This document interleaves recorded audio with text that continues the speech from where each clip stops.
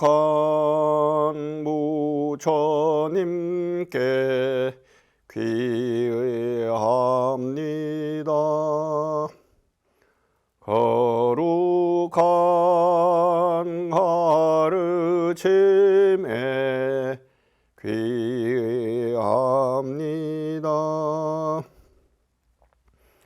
거룩한 스님들께 귀의합니다. 우리 한국말 3기를 했고요. 이어서 중국말을 한국식으로 발음하는 3기를 하도록 하겠습니다. 귀불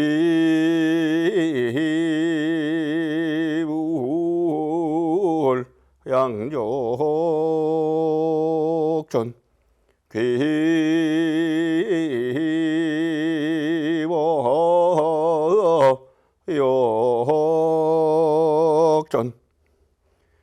귀승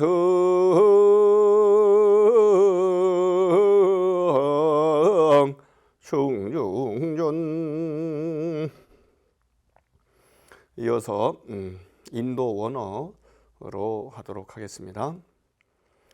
부땅 사라낭 아차미 담망 사라낭 아차미 상강 사라낭 아차미 도띠암삐 부땅 사라낭 아차미 담망 사라낭 아차미 상강 사라낭 아차미 다띠암삐 부땅 사라낭 아차미 담망 사라낭 아차미 상강 사라낭 아차미.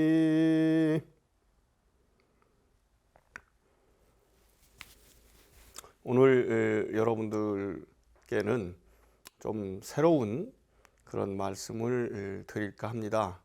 제가 그전에도 한번 입은 적, 수한 적 있지만 좀 화려한 제 옷, 스님들의 옷을 가사라고 하는데, 이 가사가 인도 등 따뜻한 나라, 현재 테라와다 불교를 믿고 있는 나라, 예를 들면 스리랑카라든가 타일랜드라든가 미얀마, 라오스 등과 아주 좀 추운 나라 같은 경우는 속 안에 다른 걸 입어도 겉에가 비슷해 보입니다. 예를 들면 티베트나 몽골 같은 경우가. 그런데 실제로 그들도 속 안에 저희와 같은 그런 민족 옷을 입게 되어 있습니다. 그런데 남방은 옷 자체가 그 민족 옷 더하기 원래는 떨어진 옷을 기워 입은 옷이었었는데 지금은 교단별로 색깔이 다른 새 옷을 입고 있습니다. 근데 저희 한국 불교는 중국 불교를 받아들인 면이 강했고, 그래서 중국으로 건너갔을 때 중국 사람들은 중국 민속 옷에다가 도교라고 하는 종교만이 종교적 기능을 가졌고, 유교는 지금 종교 같아 보이지만 일반적 생활 원리 또는 정치 윤리 이런 것들이 많았었습니다. 그래서 그들의 옷은 별도로 입지 않았고요. 그래서 도교의 옷을 입었던 것이 비슷한 게 이런 소매가 긴 옷, 장삼이라고 하는 것입니다. 그래서 그 옷을 입고 그리고 불교 색깔을 입히는 가사를 수했었는데, 그 가사가 원래는 태양족이라는 생각 속에서 노란색, 황금색 옷을 입었었어요. 그런데 중국에 건너가 보니까 중국에서는 황제만이 음양 오행 사상에 의해서 황제만이 입을 수 있는 색깔이 노란색입니다. 그러니 이것을 어떻게 합니까? 그래서 색깔을 바꾸게 되는데, 그냥 바꾸게 된다면 상당히 나름대로 어려움이 있을 수 있죠. 왜냐하면 종교는 절대자, 유일신을 믿는 종교는 하늘의 일이기도 하고, 그래서 그런 느낌과 비슷한 것이 인도를 중국 또는 우리 한국, 일본에서는 천축, 서역 이렇게 이야기를 했습니다. 즉 하늘이라는 것이죠. 그래서 그런 느낌이 들게끔 해야 하는데 오히려 황제한테 눌릴 수가 있는 거죠. 그래서 그 부분을 어떻게 할 것인가 라는 것을 고민했으리라고 저는 생각합니다. 그런데 그것이 나중에는 달마대사, 보리달마라고 하는 스님이 마음법을 전하기 위해서 동쪽으로 가가지고 결국 중국으로 오게 됩니다. 중국으로 왔는데 이미 불교는 전파가 되어 있었고, 그 불교 속에서 대개는 어떤 종교를 믿는다 할지라도 좀 잘되게 바라는 것인데, 최고 잘 되는 게 천국에 가거나 불교처럼 깨달음을 얻거나, 그 깨달음을 얻는 것이 절대로 괴로운 삶의 시작인 윤회를 하지 않는 삶, 그것을 얻는 것이라고 볼 수 있을 것입니다. 그래서 우리 이 절에서는 윤회하지 말라, 그래서 저 윤회금지라고 하는 표지판을 두고 사람들이 가슴에 새기도록 목표 지점을 삼도록 그렇게 하고 있습니다만, 그것이 쉽진 않죠. 그런데 그런 것들을 좀 더 좋게 하기 위한 것이 일반적으로 유일신교 절대자를 믿는 종교에서는 구원이라고 이야기를 하게 됩니다. 구원받아서 어딘가 나중에 어딘가 좋은 데로 간다는 것이죠. 그거와 비슷한 것이 인도에도 있었죠. 그 인도에서는 이제 대승불교를 통해서 정토 사상이 생겨납니다. 정토라는 것이 퓨어랜드, 깨끗한 곳. 그렇기 때문에 가기가 없어서 어려워서 이 세상에는 없는 곳이라는 의미에서 유토피아라고 이야기하기도 하죠. 그래서 거기를 가려면 어떻게 하느냐. 실제로는 수행을 통해서만, 관법을 통해서만, 명상을 통해서만, 메디테이션을 통해서만 갈 수 있다라고 이야기합니다. 그것이 16가지 관법으로 나오거든요. 그 16가지 관법은 관무량수경이라는 경에서 제시하고 있습니다. 그렇게 수행을 하면 누구나 태어날 수 있다, 갈 수 있다라고 이야기하는데 매우 어렵게 보통 사람들을 느낍니다. 그렇기 때문에 그거보다는 뭔가 좀 먼저 가신 분, 또 그런 세상을 만든 분께 의지하는 것이 좋지 않겠나 하는 생각이 들어서 그것을 붓다 어누사띠, 즉 불수념, 부처님을 따른다, 새긴다, 기억한다, 그분과 항상 함께 있다 하는 느낌을 갖는 것이 붓다 어누사티 불수념이고, 이것을 인도 유로피언 어족과 같은 그런 어순을 따른다면 념불이 되겠습니다. 보통 우리나라는 부처님을 생각한다 그러지만 영어나 한문은 염불이라고 이야기하는 것이죠. 그래서 그 염불을 할 때 극락세계라고 하는 아주 행복한 그런 나라에 태어나는 곳, 세상에 태어나는 곳, 이렇게 그것을 염하기 위해서는 그 극락세계의 건설자이신, 극락세계의 주인이신 교주인 아미타 부처님께 간절히 귀의한다, 따라간다, 의지하겠다라는 표현을 하는 것을 마음으로 그분의 특성을 새긴다고 합니다. 그것이 붓다 어누사띠라는 것이죠. 그런데 새기는 것이 마음속으로 하면 누구도 알기 어렵지 않습니까? 그거 뭔지 알아? 그러면 우리나라 사람들은 그거 모르지, 그거는 귀신도 모르지 라고 이야기하거든요. 그래서 표현을 해야 돼요.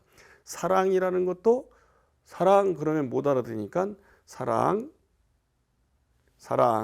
뭐 이렇게 하는데 이것이 어떻게 사랑이겠습니까? 그러나 그렇게 표현을 하는 것이죠. 그와 마찬가지로 소리내서 극락세계 교주이신 아미타 부처님 이름을 부르는 겁니다. 나무아미타불, 나마스 또는 가차미와 비슷한 거거든요. 그 아미타 부처님을 믿습니다. 아미타 부처님을 따릅니다. 아미타 부처님께 의지합니다. 이런 말이 나무아미타불인데, 아미타 부처님이 어떤 분이냐? 아미타, 미타, 이것이 광명 또는 수명입니다. 그런데 그것이 있다면 언젠가 끝나게 마련 아니겠습니까? 그러니 안 죽고 싶은데 안 죽으려면 안 태어나야 한다 하는 생각에서 아미타, 영어 계통 인도 유로피언 어족의 앞에 아는 또는 은, 없다 아니다 이런 뜻을 나타내거든요. 그렇기 때문에 라이프가, 생명이, 수명이 태어나면 끝이 있으니 끝이 없으려면 안 태어나야 된다. 이것이 아미타, 아미타파 또는 아미타유스라고 하는 인도말입니다. 그래서 나무아미타불하고 연부를 하되 일평생 하면 누구나 다 하겠죠. 그런데 일평생 어떻게 합니까? 그렇기 때문에 단 한 번을 하더라도 아유, 한 번은 좀 너무하지. 그러니까 딱 10번만이라도 딴 생각 없이 아미타 부처님을 부른다면 누구나 극락세계에 태어난다. 이것이 나무아미타불 10번 하는 겁니다.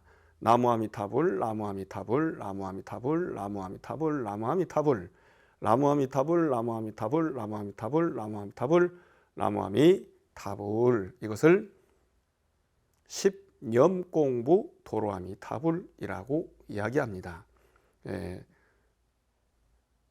아미타불을 10번 생각하고 그리워하는 공부가 딴 생각 없이 하는 것을 도로 아미타불이라고 이야기를 하는 것입니다. 그런데 우리 한국 사람들이 옛날 영어뿐만 아니라 중국어를 잘할 때는 이것을 얼른 이해했는데 10년이라고 오해해서 10년을 해도 소용없는 일을 도로아미타불이라고들 오해시키고 있습니다. 원래는 아미타 부처님 생각만 10번 하면 누구나 다 그의 나라인 극락세계에 왕생 태어날 수 있다라고 하는 말이 나무아미타불이라는 것입니다. 그런데 이 나무아미타불 이런 것들을 명확하게 제대로 해야 하는데 그것이 쉽지 않아요. 그래서 그 부분을 많이들 하는 것이 복을 세상에서 바라는, 이 세상에서 잘 사는 것으로 변질이 됩니다. 그래서 구복종교, 기복종교라는 이야기들을 많이 듣는데 그것이 많이 성행해 있어요. 그건 전 세계 다른 종교도 마찬가지입니다만 우리 불교는 마음을 통해서 깨달음을 얻는 것을 강조하다 보니까 이건 바람직하지 않다라는 생각을 전파하려고 보리달마가 달마대사가 왔지만 아하, 이거 참 내 말이 잘 퍼지기가, 받아들여지기가, 동의하기가 쉽지 않겠구나 라고 해서 숭산 소림굴, 요즘 소림사가 있는 곳이 아주 유명하죠. 거기에 가서 9년 동안 면벽을 했다고 합니다. 면벽을 해서 뭐 이미 깨달음을 얻었고요. 그 제자를 기다리는 면벽을 하는 것이죠. 자기의 바른 생각, 부처님의 바른 가르침, 깨달음을 얻는 가르침을 받아들이는 사람이 나올 때까지 기다리는 것이 9년간 면벽입니다. 어떤 사람은 깨닫지 못해서 9년간 수행했냐라고 하는데 그렇지 않습니다. 기다리는 것입니다. 그 한 사람, 누군가가 얘기했죠. 우리나라 사람인데 그 한 사람 있는가라고 하지만 그렇게 스승을 만나는 것도 매우 중요하지만 제자를, 괜찮은 제자를 만나는 것도 매우 중요합니다. 스승이 훌륭해서 훌륭해 보이는 것이 아니고 제자가 훌륭할 때 그를 가르친 스승이 더 훌륭하다는 그런 느낌도 있을 수 있는 것입니다. 그래서 그 제자를 만났는데 그 제자가 이제 신광이라는 아주 공부 많이 한 그러나 깨달음을 얻지 못한, 그리고 풍채도 아주 당당한 사람이 칼을 메고 와서 제자로 받아주십시오 라고 하는데 아무 느낌이나 아니면 반응도 없이 그저 면벽 좌선하고 있었답니다. 그런데 이 사람도 의지가 강해서 대답을 들을 때까지 가지 않겠다, 돌아가지 않겠다는 생각으로 그대로 있었는데, 그가 기다리는 때가 밤이 오고 밤이 깊어가는데 눈이 내렸답니다. 그래서 눈이 밤새 내리니까 거의 무릎을 지나 허리를 덮을 만큼 왔다고 그렇게 얘기하는데, 그럼에도 불구하고 달마대사가 오케이를 하지 않는 겁니다. 그러더니 한참 있다가 새벽녘이 돼서야 고개를 뒤로 착 이렇게 째려보듯이 보면서, 예, 내가 너를 무엇을 믿고 제자로 받아들이겠느냐 라고 했더니 등에 차고 있던 칼을 딱 꺼내서 자기 팔을 베었다는 겁니다. 그렇게 베었더니 여기서 피가 마구 용솟음 쳤겠죠. 그래서 입고 있던 노란색 가사가 붉은색 핏빛으로 변했다라고 하는 이야기가 나옵니다. 그래서 그러고 나서 그 신광이란 사람을 제자로 받아들이고, 좋다, 이제 내가 널 제자로 받아들이겠다 그랬더니 고맙습니다, 셰셰 스푸라고 하면서 제 마음이 편안합니다. 제 마음을 편안하게 해주십시오. 그랬더니 마음이 불안해? 그래, 그러면 그 불안한 마음은 이 그릇에다가 꺼내 놔봐라 라고 했더니 마음을 어떻게 꺼내겠습니까? 아무리 꺼내려고 해도 나오지 않겠습니까? 그랬더니 그때서야 달마대사가 너의 마음은 이제 편안해졌느니라 라고 했더니 진짜로 편안해지더랍니다. 그래서 그때부터 이 사람은 신광이란 이름에서 지혜롭게 살기가 가능해졌다라고 해서 해가라고 하는 이름을 받았다고 합니다. 그것이 이 가사와 관련한 이야기입니다. 즉 그때 이후로 중국 불교에서는 붉은색의 가사를 수했습니다. 제가 수하고 있는 이 붉은색의 가사입니다. 그런데 그렇게 그 산속에 그냥 입고 있던 옷이 바뀌었다라고 하는 것인데, 그 옷이 바뀌는 것은, 옷이 화려하게 바뀌는 것은 사실 아니었습니다. 그런데 달마대사로부터 해서 달마대사도 양무제를 만났지만 그 뒤에 수없이 많은 제자들이 나타나고, 그 제자들 가운데 6번째 제자가 육조해능, 대감해능이라는 그런 사람이었습니다. 이 사람도 일반적인 학식은 아무것도 없는 나무꾼 출신이었다고 하는데 깨달음을 얻어가지고 많은 사람들을 깨달음으로 인도하는 선사, 대선사가 되었습니다. 이 대선사가 된 그 육조해능이 깨달음을 갑자기, 나무꾼이 오랫동안 불교대학 나오고 오랫동안 참선학교 나오고 오랫동안 참선을 해서 깨달은 게 아니라고 기록에 나와 있다 보니까 그의 스승이 너 먼 곳에 가서 피해 있다가 때가 되면 시절 인연이 무르익으면 나오너라 라고 해가지고 16년 정도를 사냥꾼들 틈에 숨어서 살았다고 합니다. 거기가 아마도 광동성 일대였던 모양입니다. 그래서 어느 날 때가 되었다라고 나왔는데 거기가 바로 법성사라고 하는 절이었다고 합니다. 지금은 광효사라는 이름으로 바뀌었는데요.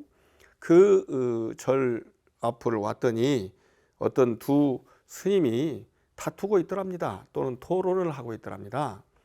태극기가 바람의 펄럭입니다 라는 노래가 우리 한국에는 있는데요. 태극기가 바람에, 즉 깃발이 펄럭인다. 한 사람은 그러고 한 사람은 바람 때문에 그렇다라고 얘기하는데, 깃발이야 바람이야, 바람이야 깃발이야 라고 할 때 지나가던 깨달음은 얻었지만 승려의 모습이 아닌 더벅머리 청년이 그것은 깃발도 바람도 아니고 그대들의 마음의 흔들림에 따라서 그렇게 보이고 느끼는 것이라고 이야기를 했습니다. 깜짝 놀라가지고 있는데 지나가던 어떤 큰 스님이 혹시? 라고 물었더니 역시 그렇다고 대답을 했다고 합니다. 그래서 이리 오세요 라고 하고 자기가 머리를 깎아줍니다. 여기 삭발을 해줍니다. 머리를 깎아주고 나서 종을 쳐서 대중들을 다 모이게 한 다음에 그 금방 머리 깎은 사람을 이렇게 법상에 올리고, 그리고 자기와 함께 자기 제자들이 다 같이 절하고 설법을 듣습니다. 그렇게 해서 깃발이 세워져 있던 곳, 여기를 당간이라고 합니다. 당간. 당간이 있었던 기둥을 당간지주라고 하는데요. 그 당간을 세우는 것, 이것을 건당이라고 합니다. 요즘 말로 얘기하면 선수쿠를 열었다. 이렇게 선수쿠를 열었다라고 할 때 그때의 의식을 건당 의식이라고 이야기합니다. 그 건당을 하고 난 분들이 많이 생겨나는데, 이웃 중국에서부터 큰 나라의 임금이나 또 전체를 통합한 황제가 그들을 받들어 모시고 스승으로 모신 경우가 많이 있습니다. 우리나라도 물론 그런 선의 전통을 따라서 여러분들이 중국에 가서 깨달음을 인정받고 온 사람인데, 그 중에 한 분이 우리 한국 불교 전체의 스승이라고 받들어지는 고려 말의 태고 보우국사입니다. 태고 보우선사입니다. 그런데 그분들에게 중국의 임금이나 우리 한국, 예를 들면 고려의 임금, 조선의 임금들이 화려한 옷을 이제 선물을 합니다. 선물을 할 때 이렇게 화려하게 금으로 술을 놔가지고 드리는 것을 금난가사라고 합니다.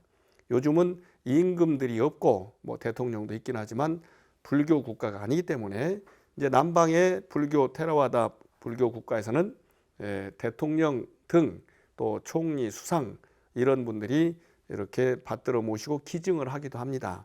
여러분들이 미얀마라든가 타일랜드라든가 또 스리랑카라든가 이런 데 보면 타일랜드만 현재 국왕이 있지요.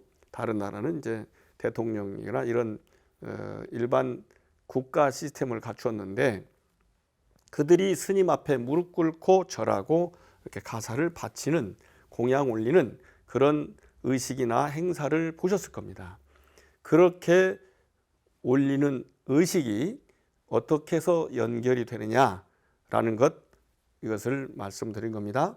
제 가사는 그런 부분이 있지만 다른 것을 통해서 이것이 전달이 됩니다. 그것은 바로 우리 불교 의식, 불교 행사 또 세레모니 가운데 건당이라는 의식이 있습니다.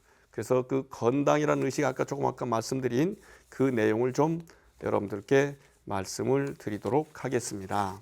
제가 이 가사는 신도들로부터 만들어서 공양 받아서 수하고 있고 입고 있습니다만, 이런 의식들이 있다는 것을 말씀을 드리기 위해서 저희 스승님께 저와 함께 제자들이 건당한 내용을 좀 말씀을 드리려고 합니다.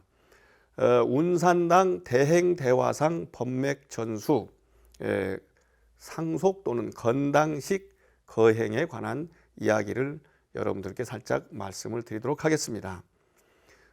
태고종 총무원장을 2번이나 역임했던 운산 스님께서 저와 저희 사제들, 동생 스님들이죠.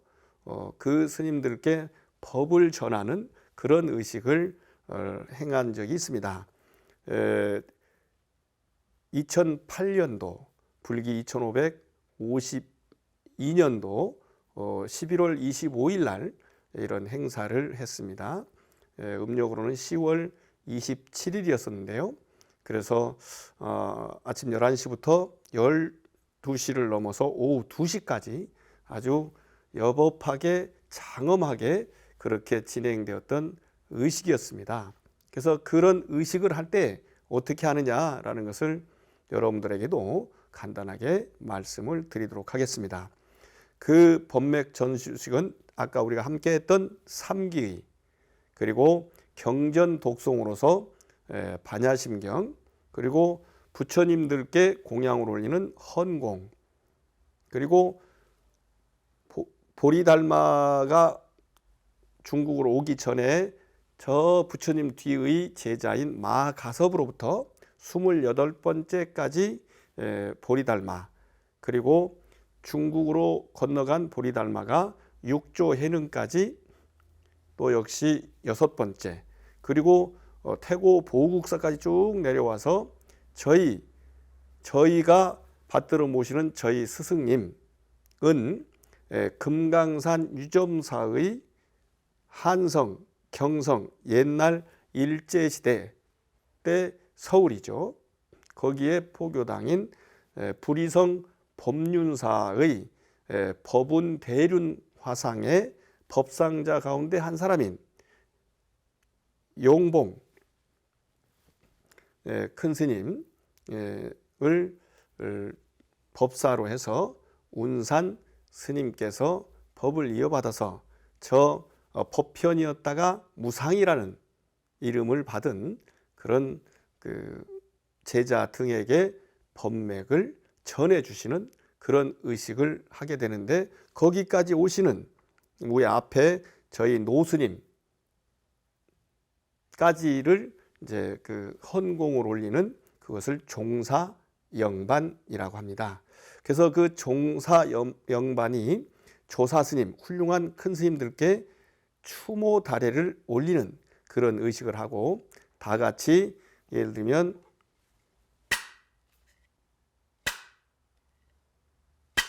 이게 죽비라고 해서 깨달음을 얻을 때까지 참선 정진, 시작과 끝을 알리기도 하지만 누군가가 졸음을 졸고 있으면 그때 툭툭 쳐서 그 졸음에서 깨어나게 합니다. 졸고 있는 걸 보고 무조건 그러는 것이 아니고 늘 수행자는 깨어 있어야 해서 자기 자신이 자꾸 이렇게 좋은 그런 상태가 되면 그걸 자기가 알거든요. 깊이 빠져가지고 산매에 들면 사실 모릅니다. 산매에 든 사람도 옆에서 잘못 보면 졸고 있는 것 같습니다. 산매는 자기의 정신이 무언가에 푹 빠져서 자기는 없어진 것 같은 느낌입니다. 이렇게 어찌 보면 조는 것 같아요. 그러나 졸음과 산매는 다릅니다. 졸음은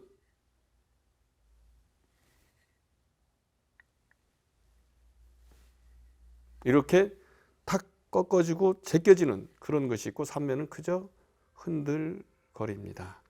즉 어떤 것이 자기의 관찰 대상이라 할지라도 그 대상에 자기가 하나가 되버리면 자기는 없어지고 사라진 거나 똑같습니다. 그때의 흔들림과 졸면서 흔들리는 것과는 아주 다릅니다. 그래서 그런 것을 들어가게 하는 것을 자기가 공부하다가 이거 안 되겠구나라고 졸음이 있다면 자기가 합장을 하고 이렇게 싹 숙이면 그 등을 해서 잠을 깨우는 것이 바로 죽비입니다. 그런데 보통 우리 법회에서 잠깐만 톡톡 치고 조금 있다가 다시 툭툭 쳐서 끝내는 것은 너무 형식적인 의례 의식이라고 할 수 있을 것입니다. 그런데 이렇게 같이 정에 들고 그 정에 든 다음에 법을 내려주시는 큰 스님 운산당 대행 대종사께 3배의 예를 올리고 그리고 청법계를 하면 큰 스님께서 법어를 내리시고 그리고 전법 선언 누구누구에게 이렇게 법을 전하노라 라고 하고서 신표 믿음의 표상을 전달합니다. 그것이 의발 가사와 바루 밥그릇입니다. 그리고 전법계 그리고 전등 법계도를 주는 의식입니다. 그리고 나서 감사 3배 그리고 법문 그리고 발언문 이렇게 하고서 이제 사홍소원한 다음에 기록사진을 찍게 됩니다. 그런데 여기서 법문을 누가 하느냐?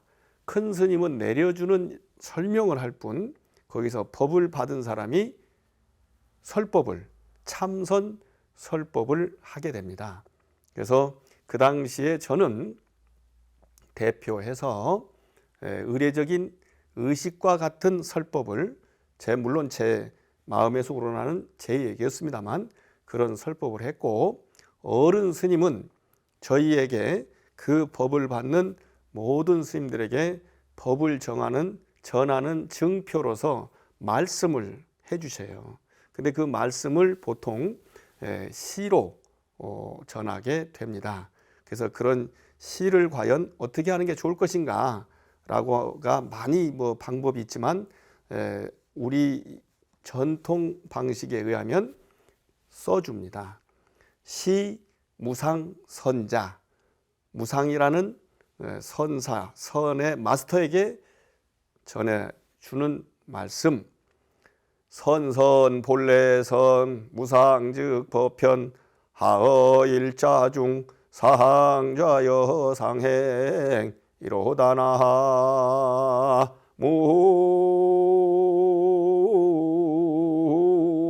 무함이 다불 우리 어른 스님께서 주신 말씀은 마음을 닦는 선은 본래 선이다. 그런데 그 본래 선이라는 것은 틀이 없다. 앉아 있어야만 좌선이 아니고 걸어 다닌다고 해서 참선 아닌 것이 아니고 그렇게 틀이 없어야만 진리가 깨달음이 도가 드러난다. 그래서 무상즉 법편 어째서 한번 앉아 있는 중에 항상 앉기도 하고 또 항상 왔다 갔다 하기도 하는가? 상좌여 상행 이런 가르침을 주셨습니다. 그래서 저는 법사인 운산 큰 스님께 3배를 올리고 부처님 전에 향을 피워 올린 뒤에 제가 이렇게 법상에 올라서 여러분들 앞에 이렇게 올라가는 거 많고 우리 스님과 함께 다른 분들이 있는 자리에서 올라 앉아가지고 법을 설하기를 태고 우리 태고 문손이죠. 그건 옛날부터를 태고라고도 하고 스님 이름도 태고입니다. 옛적 하늘 가운데 한 줄기 구름이러 삼각산 봉우리로 내려오니 본디 없으므로 깨끗하다 라고 하는 말을 읊었는데 옛적은 태고이고 하늘 가운데는 천중 그 당시 천중사라는 근본도량 절에서 했습니다. 한 줄기 구름이러 이게 구름은 운자고요. 우리 은사 스님 삼각산 천중사였기 때문에 삼각산 봉우리로 내려오니 본디 없으므로 무 깨끗한 것이 선이다라는 대표 법문을 한 적이 있습니다. 우리 운자 산자 큰 스님께서는 법상자들에게는 무자 돌림의 법호를 무상, 무성, 무진, 무밀, 무정 등 무자 법호를 내렸고 참회상자에게는 정자 돌림의 이름을 내렸습니다.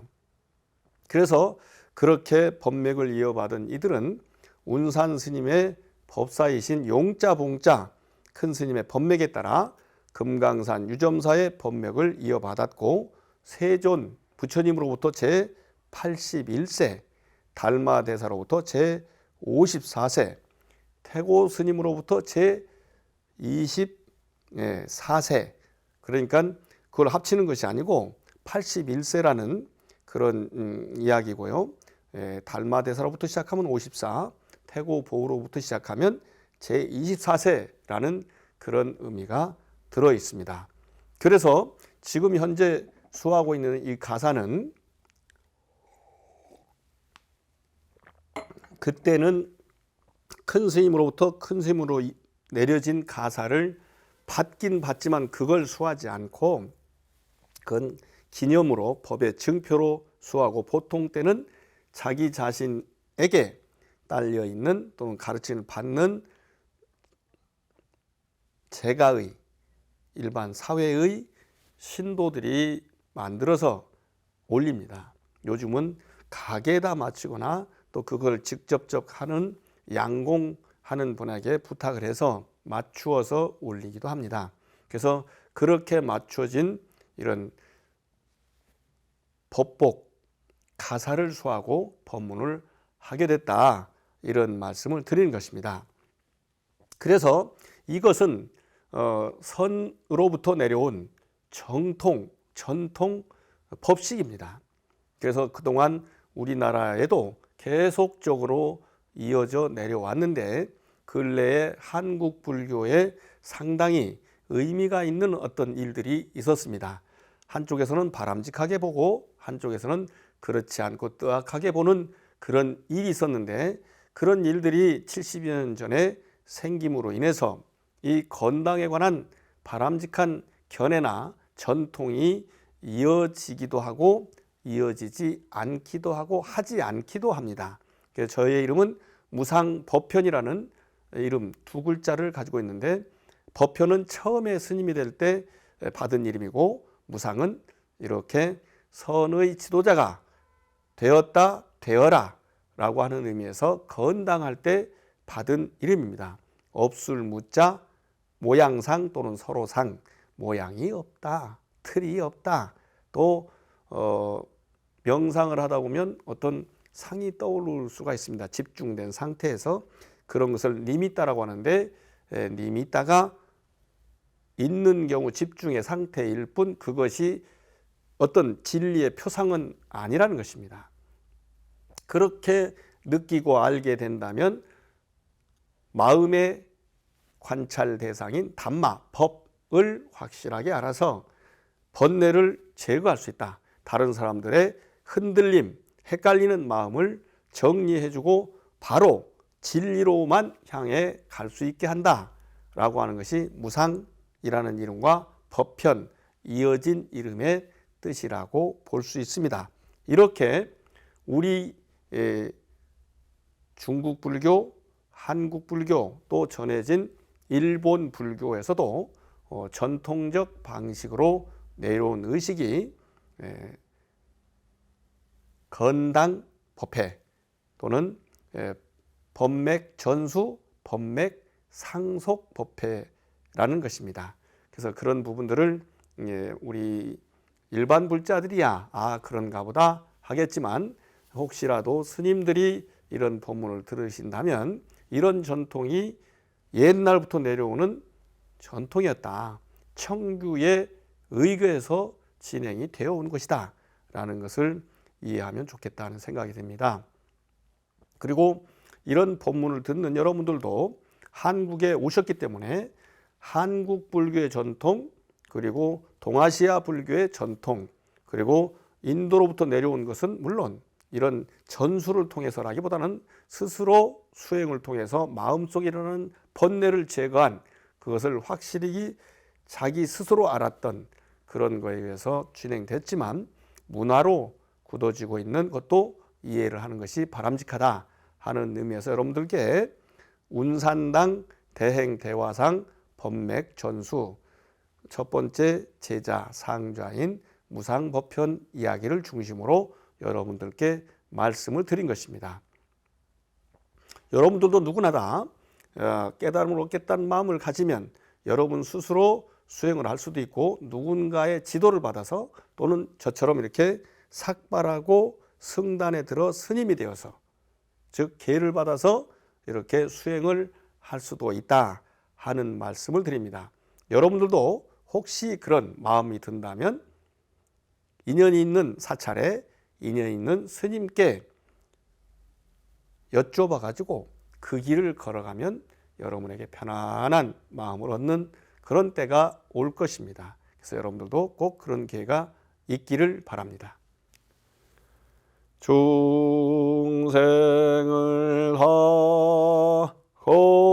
건지오리다. 번뇌를 끊으리다. 법문을 해오리다. 불도를 더 이루리다. 여러분 모두 저와 함께 부처님 되십시다.